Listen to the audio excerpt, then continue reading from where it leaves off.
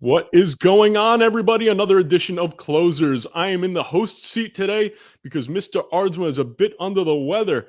David, how are you, buddy? How you feeling?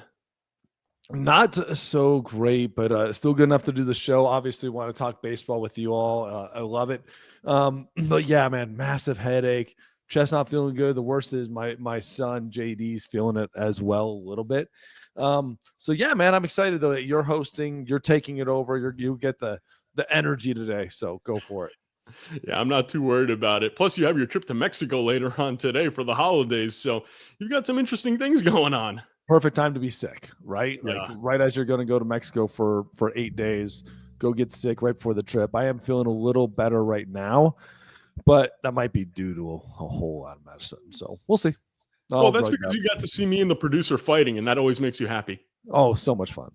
Oh God, that felt so good. The headache just went away when you guys started yelling at each other.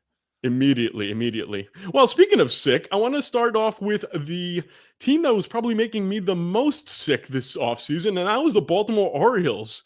They finally signed somebody, and it's an interesting signing. They decided to go all the way to the Japanese league, and they picked up a 35-year-old ace, Mr. Sugano. What do you know about Mr. Sugano? And because I'm not even going to try saying Tomoyuki, what do you know about him, David? Even though you went for it right there. What I know about it is he's an absolute stud in Japan. He's won their MVP 2 times. He's won 2-time Cy Young winner last year. Absolutely dominated with a 1.67 ERA, 15-3 record.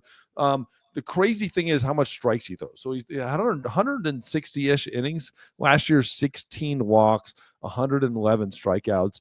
The thing about him, man, this guy knows how to win. He knows how to pitch. He knows how to win. It is always interesting to watching Japanese pitchers come on over for the first time, especially at his age, which is much more advanced than we've been used to seeing as of late. You know, when a guy like Otani or some of these guys come on over now, it's generally a lot younger. So it's going to be interesting seeing him coming over later and trying to adjust to the 5-day rotation. How they're going to deal with that is going to be interesting. The one thing we do know, the Orioles have been needing another ace. They lost Corbin Burns. That's a huge loss for them. Going out there and getting Sugano is awesome. Is that how we say it, Sugano? I think it's Shigano, but I don't know. I don't know my Sugano. Japanese well enough. I don't, man. My head's a boop, boop. Anyways, this guy does know how to pitch. That's at the end of the day, the guy knows how to pitch. And it's also not this huge risky deal. It's not like they're going out there signing him for a 5-year deal and committing a whole ton of money. It's a 1-year, $13 million deal. I love the deal. I love the idea of it. And let him and see if he pitches here. You know, we've been talking about a lot of things, and one of them is velocity, and we're going to get back to that in a second. But Shigano doesn't have the velocity that a lot of pitchers in Major League Baseball have. He reminds me a lot of a Greg Maddux type, where he's going to go in and out. He's going to paint those corners, at least from what we've seen in the Japanese league. Do you think a guy like that at this age can do what Greg Maddux did later in his career, where he's just going to, go out there, give you 5-6 innings, keep that pitch count low? And for a guy who the hitters have never seen him, so he might be able to surprise some guys, especially in the first half of the season. I mean, it's not like he's crazy low from some of these guys now. He's still low 90s. As long as he can pitch, he does throw a ton of strikes, moves the ball around a lot. Obviously, you saw some of those videos. His split is pretty sick, what he has. So as long as he can keep the ball in the zone, then out of the zone enough when he needs to, you still have to respect the fact that this guy's gone out and has over almost 1,600 strikeouts in Japan. Over 12 seasons. He does know how to put the ball over the plate and then punch tickets. And so it's one of those things, like, you have to sit there and still respect that fact, no matter what, that this guy can get out. And again, it's a perfect job of the contract. It's not too big of a contract. It doesn't put the Orioles in a bad situation, and it puts them in a position to where even if he's starting to dominate, to maybe even extend him, add another year to that, doing something like this. And if it doesn't work, all you're out is $13 million with a team that can spend a lot of money.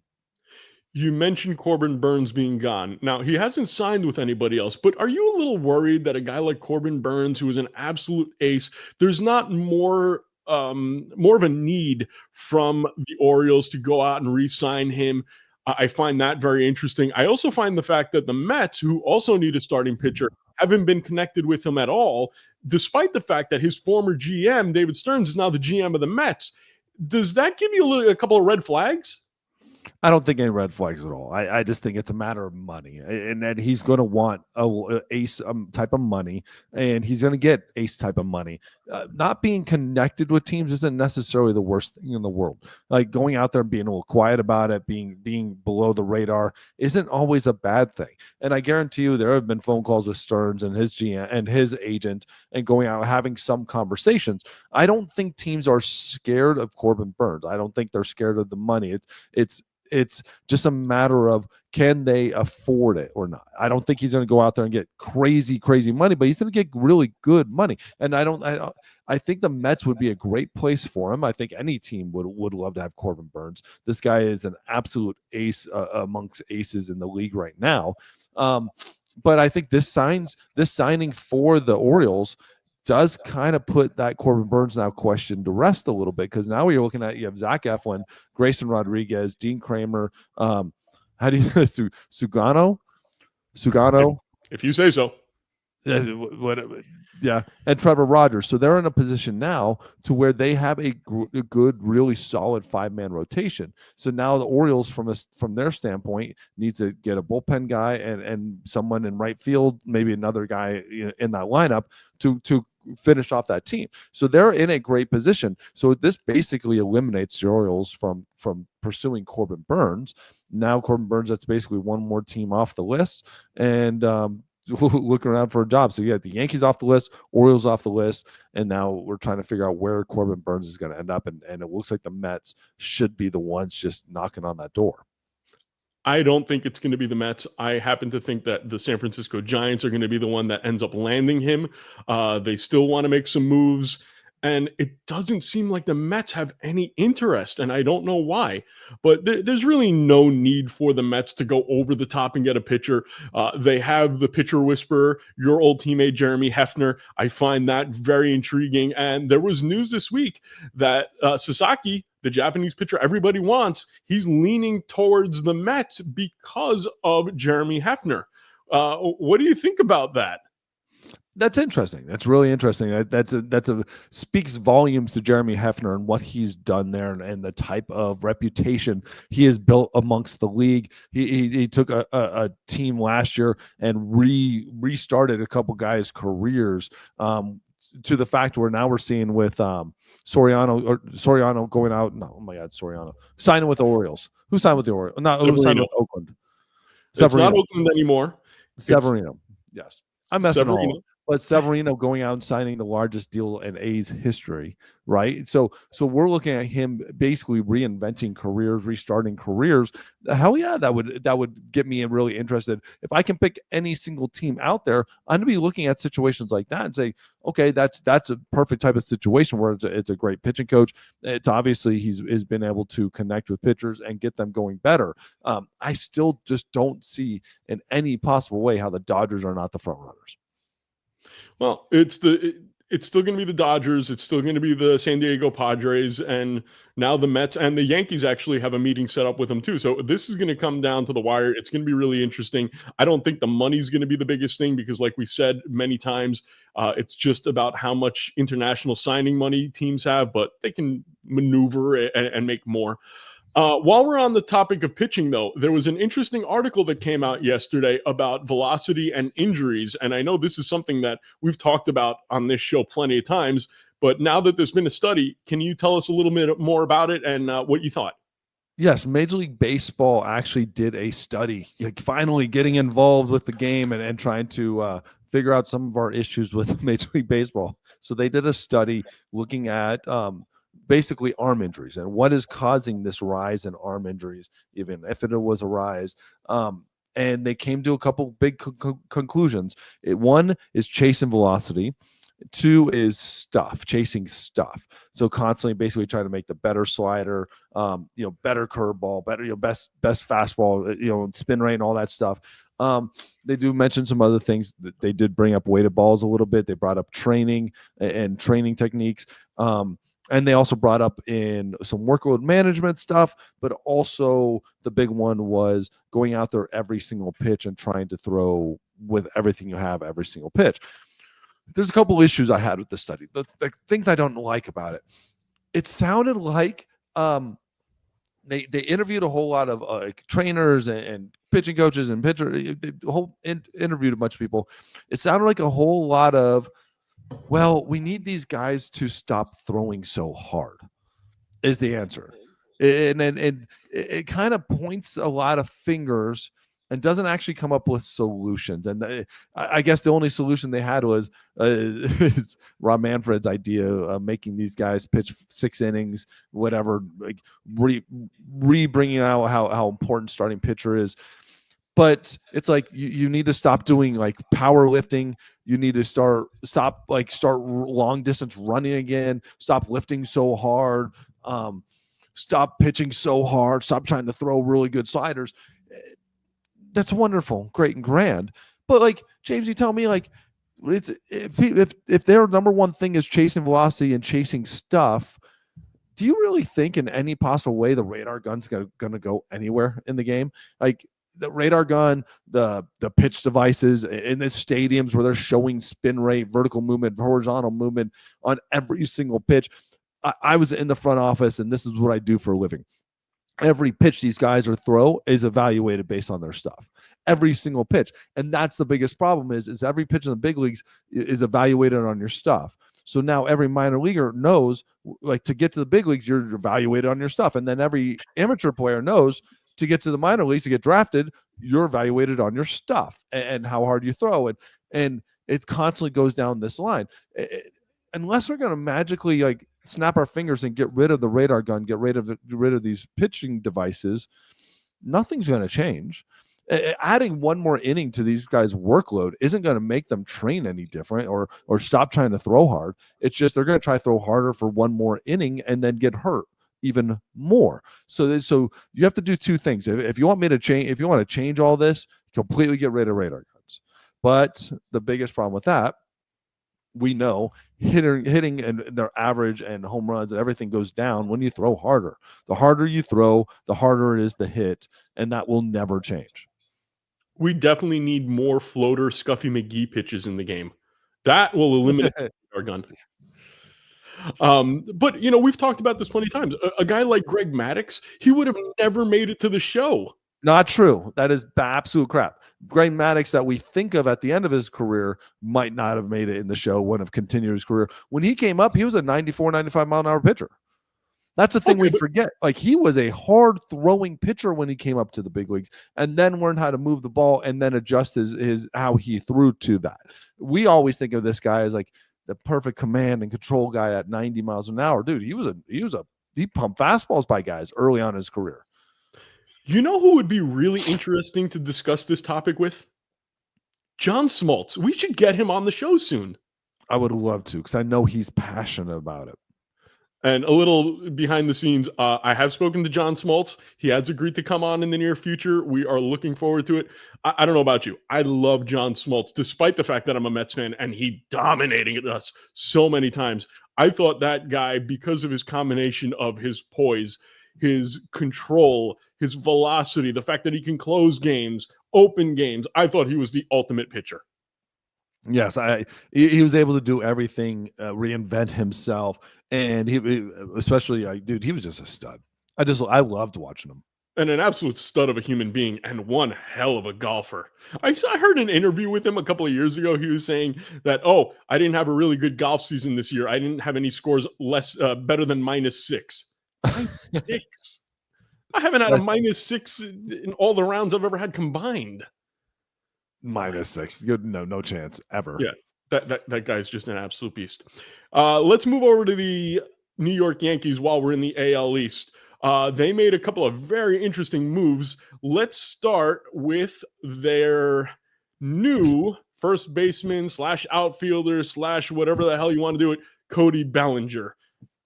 I love this move. I think it's great. I think it's I like it for the Yankees as long as you're going to get 260 Cody Bellinger.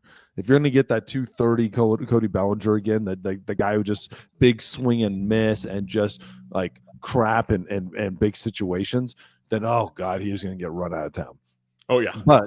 But if he's that guy that hits 260 and pops off 25, 30 home runs again, I still, man, it blows my mind that the Cubs didn't trade him 2 years ago at the trade deadline. That it still blows my mind. That was such a huge opportunity loss for them. They ended up signing him back to this big deal, and now they're trading him, and it absolutely blows my mind they didn't do a better deal with him.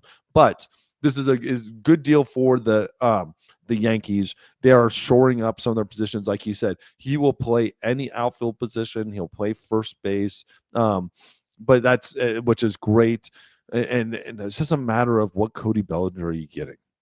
Right.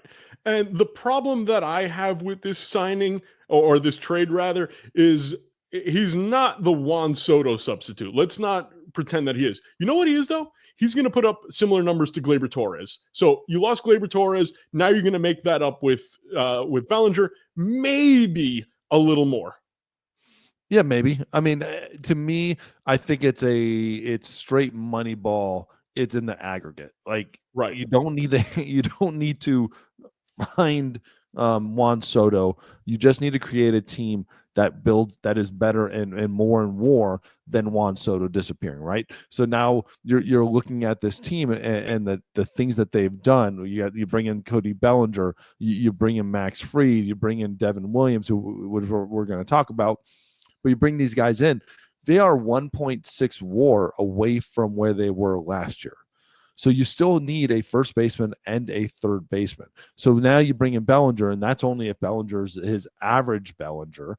And your WAR is closer, like it's extremely close to what it was. So now if they go out there and make one big splash, maybe a third base or first base, you're a better team than you were last year.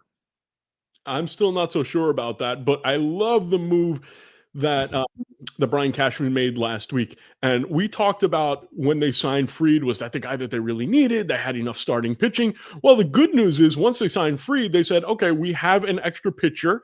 Let's trade him. And they ended up picking up Devin Williams. That boy is an absolute stud. I don't care about the home run that he gave up to Alonso in the playoffs. That guy, I wish I had him on my team. He is one of those pitchers. He's probably a top 5 closer in all of baseball. David, you are our closer. Tell me about Devin Williams. What do you see? What are the Yankees getting? Yankees finally got a bona fide closer again. Now, Luke Weaver has been wonderful. He's been around for a long time, and he filled that role very, very well. I would not put my money back on Luke Weaver and expect him to be able to do what he did, because now it's great, but he's got 7 years, and he finally figured out how to really dominate. Wonderful. Go throw the 8th. Now we have a bona fide closer again. Devin Williams is an absolute stud.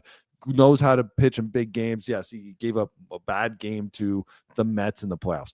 Big freaking deal. Yeah. Big deal.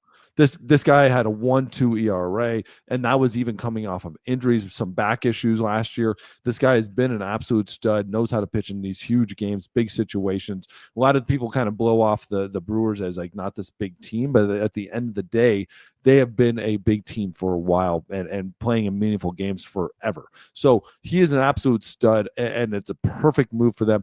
I think they can still make one more bullpen move. It doesn't need to be a big move, but one more bullpen move. And like I said, you bring in a first baseman or a third baseman, and this is a better team than they were last year. I think hands down a better team than they were last year. I just hope Cashman realizes what it's going to take to re-sign Devin Williams after the season if he's able to pitch in New York. Let's not. How about this? This is crazy. The Brewers turned down a $10 million option on Williams. $10 million. That blows my mind. That's absurd. That's absolutely. I don't know how that's crazy. I would sell my soul to have Devin Williams on the Mets. Can you imagine you had a Devin Williams, Edwin Diaz to end the game, or vice versa? Devin Williams closing games. Edwin Diaz is over. He's done. You think he's done? I don't think I think Edwin Diaz pitched with so much swagger and flow and like the situation. When you lose that, he wasn't the same guy. Okay. Well, I'm just saying he was coming off a pretty catastrophic injury where he missed a whole year. Usually takes guys a little time to get back there. But you're the pitching guru, not me. You tell me. Oh, I know I'm going crazy on the limb, like making a hot take here. I think certain guys have to just know in their back of the mind they're better than everybody else, and he is that guy when he comes in, with the entrance he has, the music, how he pumps his chest, all that stuff. He needs to know he's better than everybody else, and the moment you saw it, you could see it in his eyes. He was not the same pitcher, and maybe he'll get that back, but something has to change to get that back. And he has to come out and just start blowing doors open early on, and you might see it. But if he's not the closer, I don't know if he'll ever get it back. I could see that. Sticking with the Yankees, though, there was a player that you and I have guessed would be the perfect Yankee fit at third base, Nolan Arenado. He almost got traded to the Astros yesterday, but he nixed the deal. Tell me what you think about that. How is that going to affect the Astros? How is that going to affect the Yankees? Is he Yankee bound now? That is interesting. That is really interesting that you would nix that deal. I'm so curious on why. I'm so curious on why. That is in all honesty, outside of the cheating scandal, they are a great organization. They've built champion teams, and they've proven that they are so much better than what just the cheating scandal is. Right? They're a great team who also cheated. So it blows my mind that he would just shoot that down. So that came as a massive shock to me that would be that easy of a move to not want him not want to go there. But this does basically make Bregman their only target. And so if I'm Bregman's agent, I'm sitting back with a giant smile on my face saying, show me the money. Just show me the money. Yeah, that's the problem with that is when you get a Nolan Arenado who's just one of the best third basemen in baseball history.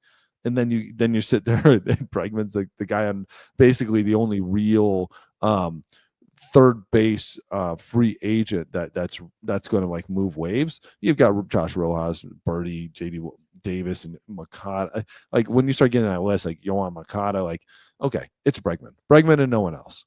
Yeah.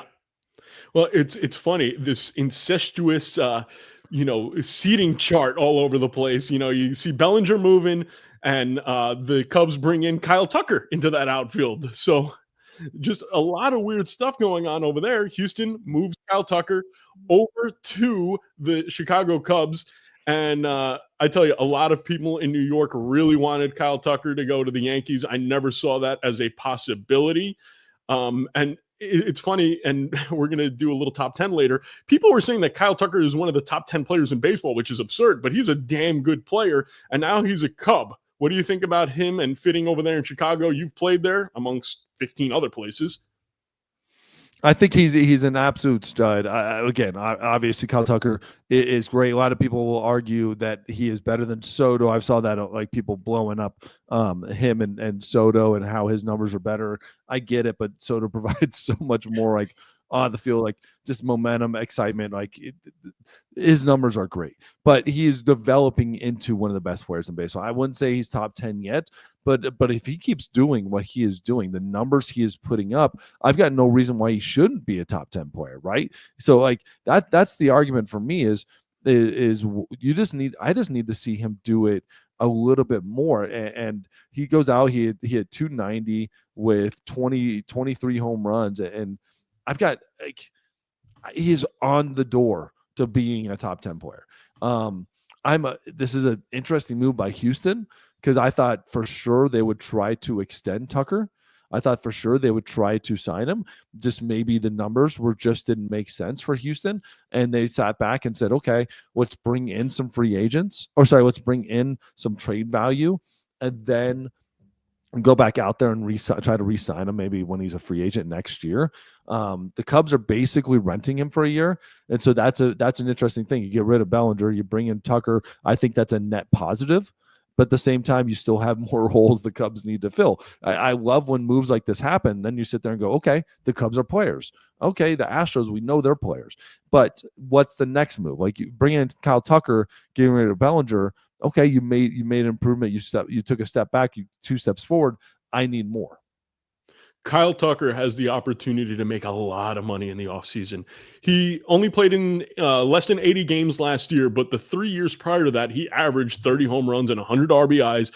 He is definitely a threat to steal, and he's going to be a free agent at the end of the year. If he goes 30, 100 RBIs, hitting 280 this year, he's going to make a lot of cash. Should make a ton of money because again, he's a stud. He's on track to be a great baseball player. He's obviously already a great baseball player, but he's on track to being a top 10 type of talent. I just need to see it for another season. Just he's right there, if not top 15 type of talent. So that's the thing. That's the thing for me. I would have no problem taking him on my team right now. Everybody would want him on their team right now. The Yankees would be dying for him to be on their team right now.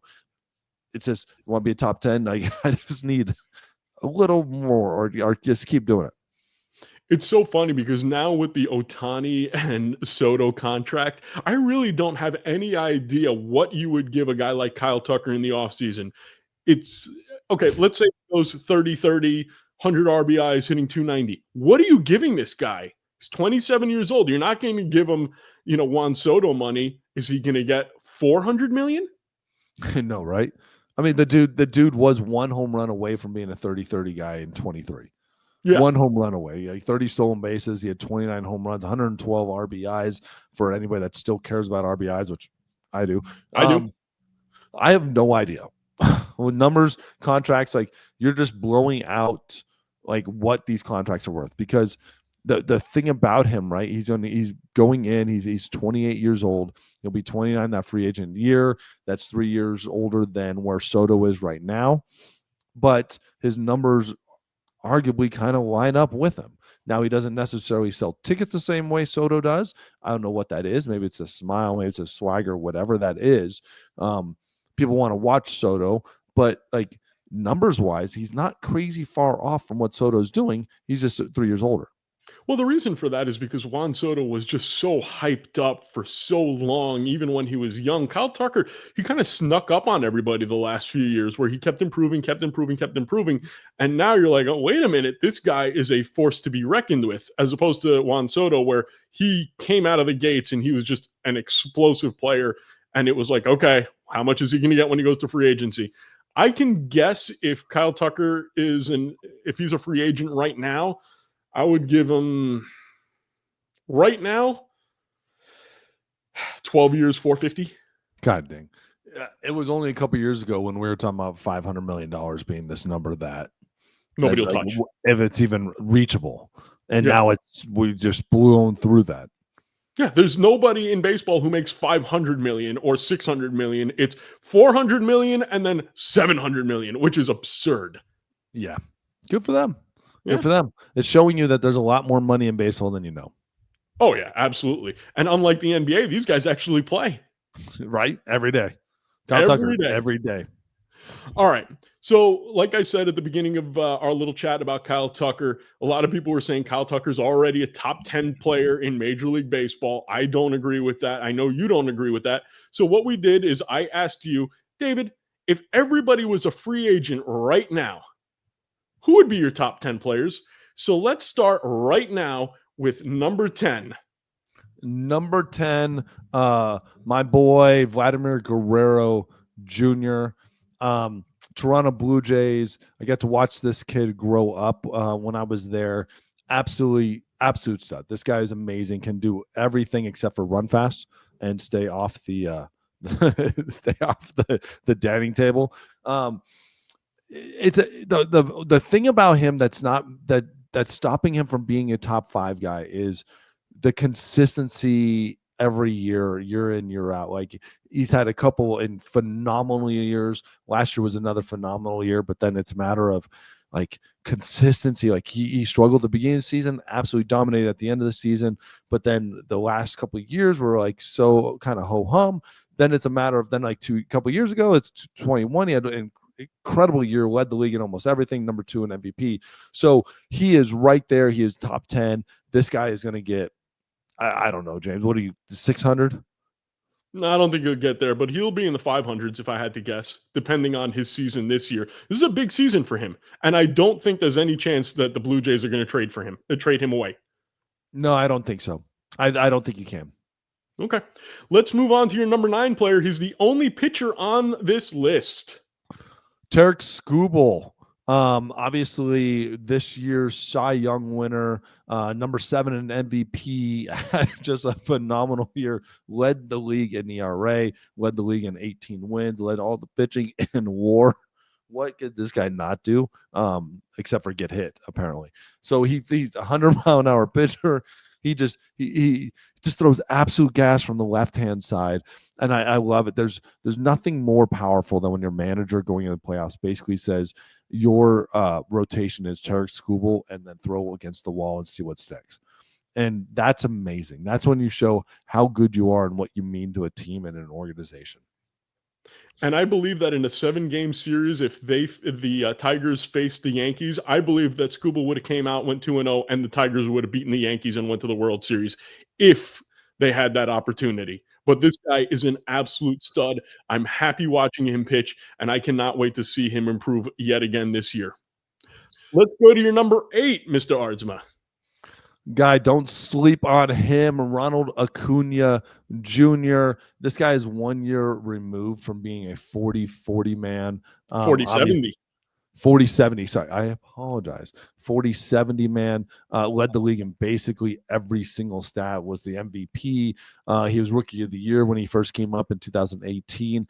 It's like we've kind of forgotten about him. You know, you forget how good he was and how much he mattered to that Braves team. You really saw that offense struggle when he wasn't himself, and obviously missed almost the whole entire year. It's a different team, different organization when he's not on the field, and that's how much he matters. I do want to see him coming back being healthy, come back and make a difference. But this guy is, when he's on and when he's healthy, he is a top 3 player, if not top 2 player, and so that's where I'm at with him. He's an absolute stud. And the best contract in all of baseball for the team. It is a worse contract for the player, but for the team, Acuna is so underappreciated and underpaid. It's absolutely ridiculous. You're 100% right. Do not sleep on this guy. If you look over my shoulder, you will see a few baseball cards, and I definitely have Acuna rookie cards along with my Soto and my Ohtani. That's how good he is. Let's move on. He's making $17 million. Jesus. Yeah.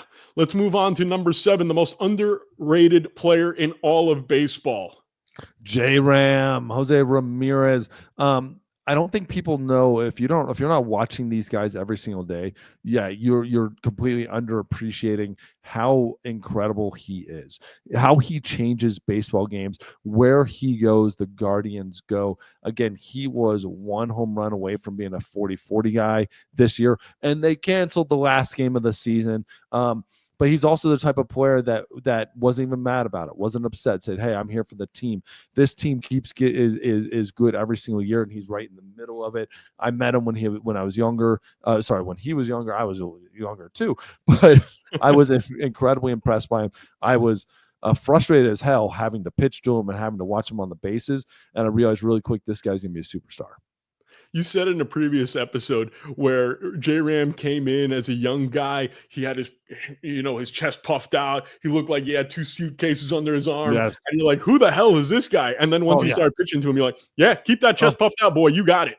Yeah, you got it. That's the thing about it. Like, you saw him walk around the locker room, you're like, this kid, come on, dude. This is so frustrating. You better be able to back this up. Then you watch him, you pitch to him, and you're like, okay. Then you see him on the bases. You're like, he is trouble. He's going to wreak some havoc. And he has, from the moment he got into the league, he's wreaked havoc. All right. Let's go to number 6. The highest paid player in all of baseball is not even in the top 5. David, explain your pick here with Juan Soto at 6. Juan Soto, the reason I don't have him above this is that while he is, yes, the highest paid player in baseball, one of the most impactful players in baseball, I still think from a pure number side, there are players that just are better. I do think though, wherever he goes, he adds so many different dynamic type of things, right? His ability to get on base, his ability to mess with pitching on, like when he is on base, like don't sleep on him. Don't sleep on him. While he's not going to steal a lot, he will steal when he needs to. He's just all the time you see him in the big situation and coming through. I do think there are other guys that throw up some little bit better numbers, but this is one of those players that you don't want to see coming up to the plate. And that's the biggest thing. I think that's one of those things that they're paying for, is just the fact that you don't, like, he messes up the pitching when he comes up to the plate. It's funny. I was talking to somebody about Soto last night, and I was asking them what they thought of the contract, a former Major League Baseball player. And he told me, oh, he'll be gone from New York in 5 years. I'm like, oh, you think he'll do that well that he'll opt out? He's like, nah, he's just going to eat himself out of the league. I don't know that about him. I don't know about that about him. But I've seen that happen, and I hope it doesn't happen with Juan Soto. But I think if he played a more better position with the type of stuff that he does, if he played shortstop or center field, I'd have him higher on the list. But yeah. I think that's a big thing about him. He is a very mediocre outfielder, very mediocre at best.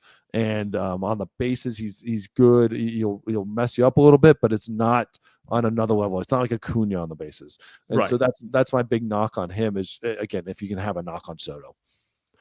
All right, let's move into your top five. And you mentioned it, importance of the position. And here's young Mr. Gunnar Henderson, the shortstop for the Baltimore Orioles. Gunnar Henderson, 3 years younger than Juan Soto, and that did have a little bit to play in it too. But this guy has come on the scene so strong and basically doing Juan Soto type of things at that age that Juan Soto was doing it. Just hasn't come through with the World Series ring yet. But they have put the Orioles on the map with all this young talent. He came up, won the Rookie of the Year in 23, was number 4 in MVP, and one of the toughest MVP races I've ever seen this year. The dude is incredible, and obviously in one of the most key positions in baseball. A 280 hitter, almost 900 OPS. The guy dropped 37 bombs. Kind of does it all and is getting better. And that's the crazy thing, is like he's getting better every year, and he's still only been in the league for really only 2 years. Yeah, I love this guy. I think he's fantastic. And I spoke to a friend of mine who's a big Orioles fan and a broadcaster, and I asked him the question that I asked you last week. Would you trade Gunnar Henderson straight up for Paul Skeens, knowing that you have all the prospects in the world in Baltimore? And he said, I would trade anybody and their mother for Paul Skeens except for Gunnar. Gunnar cannot go anywhere. Interesting. Yeah. Interesting. All right, let's move on to number 4, the MVP that everybody forgets about because he plays with a guy named Ohtani. Let's go to Mookie Betts here. Yes, Mookie Betts here. That's the thing about him. You can't forget about this guy. Like, it's easy to overlook him now that he plays with Ohtani, plays with Freddie Freeman, plays with basically the entire like all-star pitching staff. So sometimes he gets overlooked, but then you see him step up the plate and just does what he always does, which is come through clutch. This guy has always been the big guy, big situation. You forget how good he is because he's constantly doing it. The thing too, like this guy plays every position, right? He's shortstop, right field, second base. I mean, this guy does every position you could possibly ask and does it at a MVP type of level. And that's the thing is now he's getting a little older. He is 32, but at the same time, like his numbers aren't really declining. He didn't have the greatest of seasons this year. I know he was hurt a little bit. Was out for a little bit. So that's the only knock on him I have him on right now. Is this the beginning of the decline, basically because of some injury stuff? But at the same time, like don't overlook this guy. Like he's still incredible. What I love about Mookie Betts is not only his game, but he also has that swag. He cares about baseball. He hosts that podcast. He is exactly what Tom Brady wants to be post-career. I believe that Mookie Betts is going to be a huge broadcaster. I think everybody's going to love him post-career. He might actually make more money as a broadcaster post-career than he made during his game. Oh, he's not going to broadcast. He's gonna sit there and play bowling. I disagree. I think he's so good that somebody will convince him, and he will be one of the greats. I really do hope that. He's going to be a world champion bowler. Okay, fair enough. All right, let's move on to number 3. One of my 2 favorite players in baseball, Mr. Bobby Witt Jr., the guy who has the second best team-controlled contract in all of baseball. Right? And when he signed this, we're like, wow, that's Yeah, a we're all great like, deal. holy crap, this guy hasn't done anything. Yes, and now you're looking at and going, wow, the Royals got a great deal. Right? That's still a ton of money.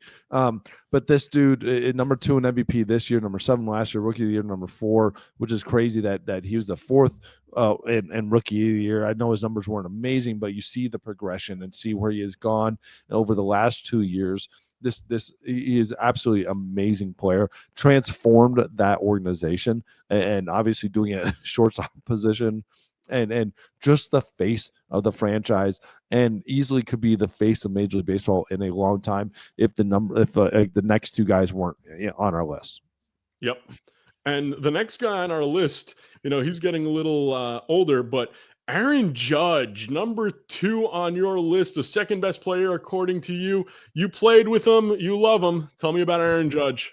Oh man, what do you say about Aaron Judge? Right, going out there, having arguably one of the best seasons in Major League Baseball history, MVP this last year, 10.8 WAR. I mean, the guy 58 home runs after two years ago. He had 62 home runs.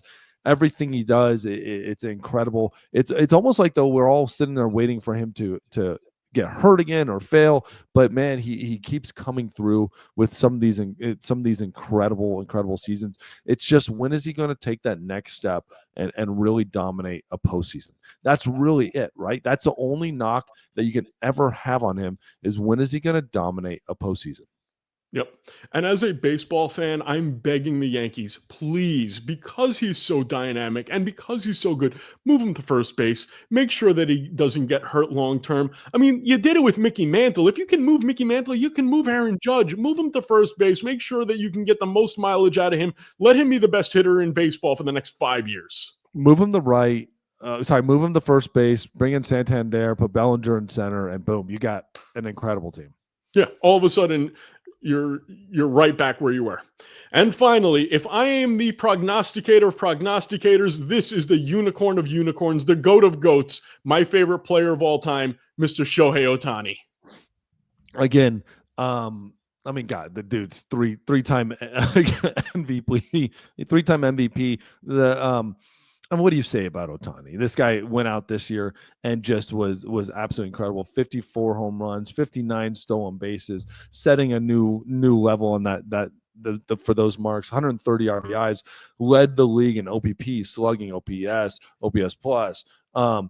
Total bases, like WAR, led the National League in WAR, and so this is absolutely amazing. It's a great argument whether his season was more spectacular or Aaron Judge's. I still think maybe his was a little bit more spectacular on the whole total base side and the stolen base side. Did not have a great postseason. Obviously, we know he was a little hurt and just didn't have that wonderful postseason. But it's crazy. He's not even pitching yet, and so he did this thing. He went out and had one of the best seasons of all time, rehabbing from Tommy John. Yeah. And everybody just didn't care about that. They're just like, oh, well, every detractor, especially here in New York, where all the Mets fans wanted Lindor to be the MVP. And I can understand why he had a wonderful season. They were always saying, oh, Ohtani, he doesn't play defense. He doesn't play. Well, guess what? He didn't have to, and he still had a higher WAR than Lindor. Yeah, and that's the thing. You don't have to play when you don't have to play defense, and you can still affect the team that much. But he could. That's the thing. He could. They just don't need him to. Yeah. And I can't remember if you said this to me on the air or off the air. He's the world's first 10-tool player because he's got 5 tools when he hits, and then he's got another 5 tools when he pitches. Yeah, that's the thing. We've not even talked about this. The world's first 10-tool player. Yeah, it's absolutely insane. Well, David, I'm going to cut the show short a little bit this week. I know you're a bit under the weather. And quite frankly, I haven't hosted in so long that I'm getting just, tired. Yeah. You know me, I'm not akin to talking very long. Oh, yes. You never like to talk too much. Never. That's why I text you instead of calling. I never call you. All right. With that being said, I'm James the Greek. He's David Aardsma. Thank you so much for joining us. Make sure you like, make sure you subscribe, make sure you comment. Let us know who's in your top 10. We always read them. Sometimes we have the time to get back to you. If not, trust me, we are reading every single one, and spread the love. We want to get bigger, and we want to keep giving you guys the best shows we can. So thank you, and we'll see you after the holidays. Enjoy them.